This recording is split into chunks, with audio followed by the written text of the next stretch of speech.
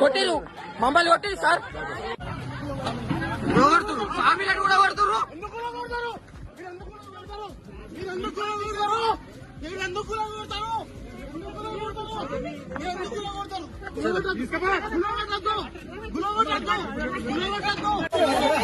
ఇగో ఈ సార్ వాళ్ళే గుల కొడుతున్నారు. చూడండి, వీళ్ళందరూ క్రిస్టియన్స్ ముస్లిమ్స్ వీళ్ళందరూ. కమిషనర్ కూడా క్రిస్టియన్ అయ్యి హిందూ కూడా గుల కొడుతున్నారు.